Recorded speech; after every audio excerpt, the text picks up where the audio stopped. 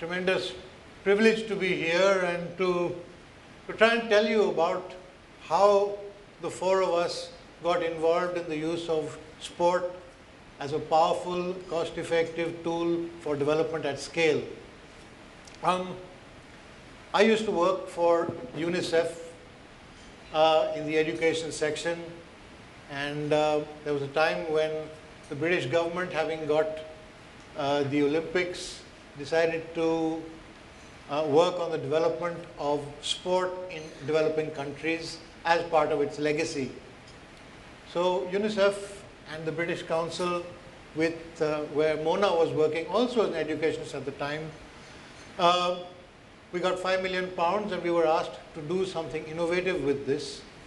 And our focus was education.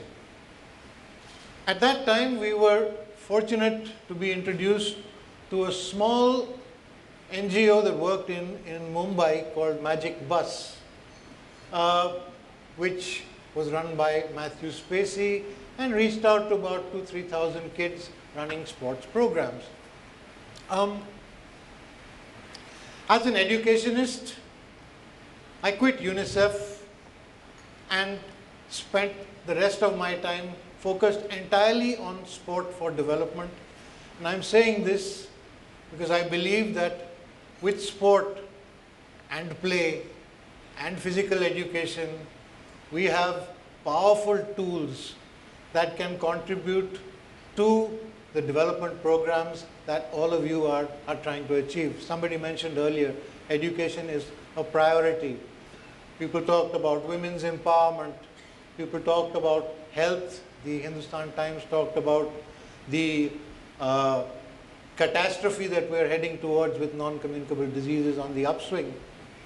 Well, hopefully as a panel, we will try and shed some light on why we got hooked onto sport as a tool for development and are trying to give it our very best to convince other people that this is something that should be added to their development armory.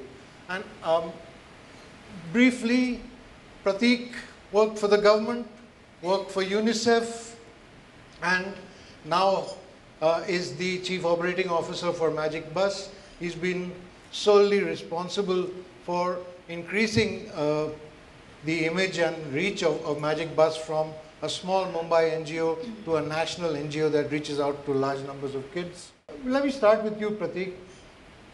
Why do you think sport is a powerful tool for development? Vivek, for me it was a typical journey because I'm still consider myself as a career bureaucrat who chose to leave the bureaucracy, and as a bureaucrat you're almost trained to be skeptical every step you take.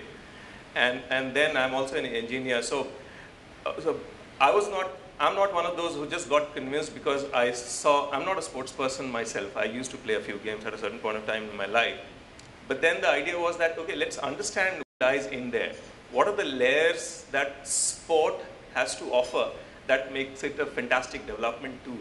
And I spent considerable amount of time trying to understand what Magic Bus does and what makes it so special. And only when I managed to do that, I could come up with a program that, okay, now from the few thousands, now we could scale up to 250,000 that we are in terms of the children outreach we have. Now, if you look at the typical attributes, you're an educationist and a lot of people in the audience understand education very well.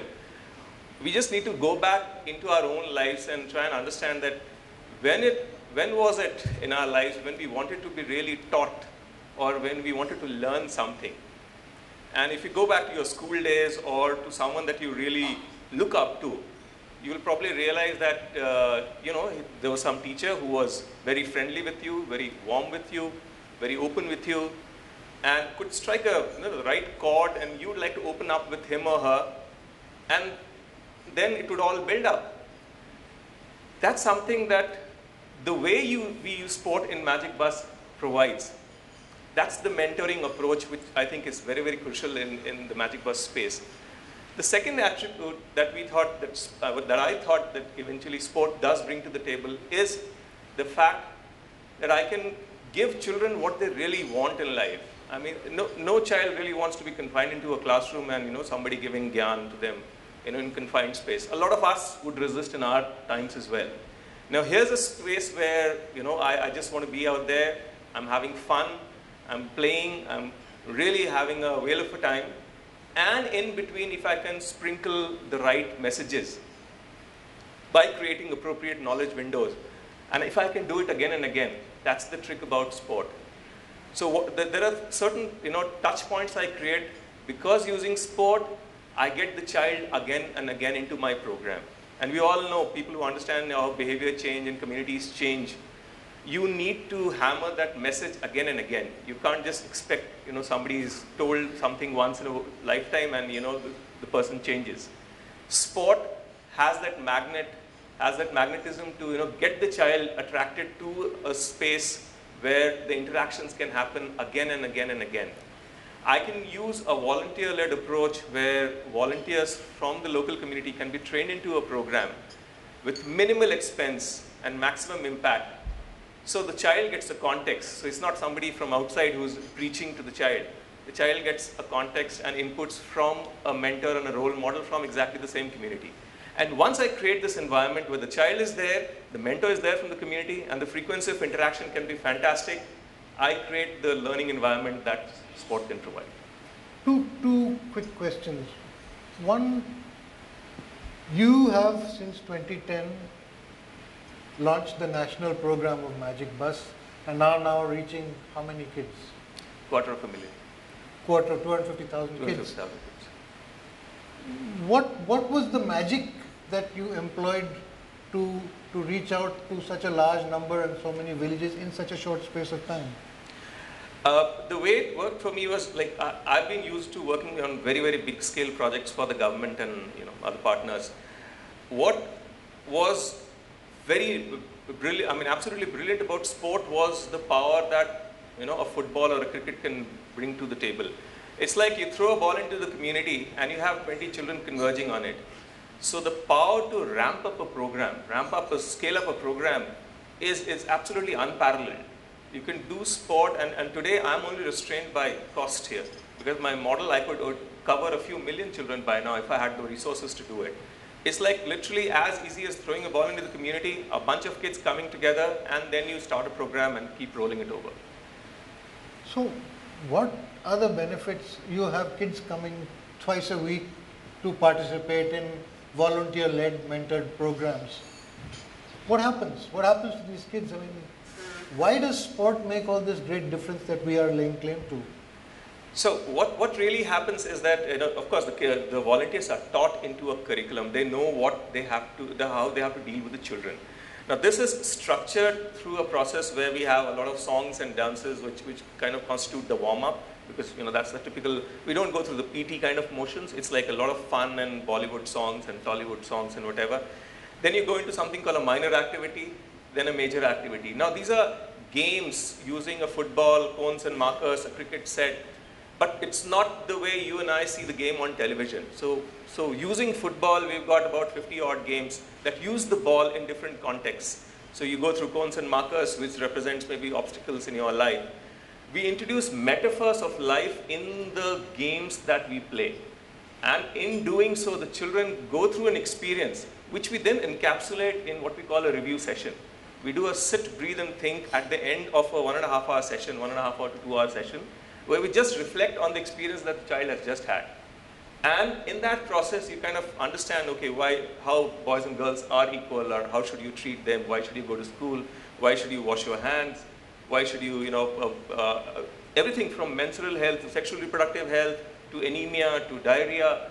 So you're creating those knowledge windows, and now it's up to you how do you build in that knowledge in that space. Let me summarize this. You go out to a village, the first thing you're doing is engaging all those who are not previously engaged by not calling it sport, but by calling it activity and involving everybody. Number two, you have a curriculum that you use on the sporting front, and that is complemented by a post-sport activity, which is really your mentor-led session, when the curriculum comes into play and you start talking about personal empowerment and development and so on. Why would you say that this can be used as a tool to bring children back to school? One of the things that we've talked about is dropouts. The other thing that we've talked about is the number of women. These are two common problems that we've talked about. Three, we've talked about educational achievement. The Pratham studies and some of the studies that were presented earlier also talk about us failing. Now, why can sport make a difference on this front? See, sport basically acts as the magnet, as the hook for the larger engagement.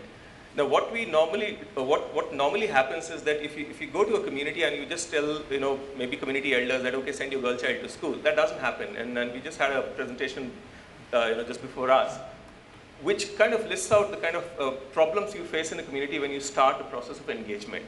Now, sport ensures that the engagement is absolutely thorough. What I didn't mention thus far is the fact that we also have a parents' curriculum. So there's a structured approach to approaching the community and the institutions and the larger environment in which these children have to then operate. So if a child has to go back to school, it starts off with the child having participated in a Magic Bus session. So today, out of the 2.5 lakh children, 43% of them are girls. And believe me, these are mixed gender sessions, and the only one of its kind across the globe with these kind of numbers.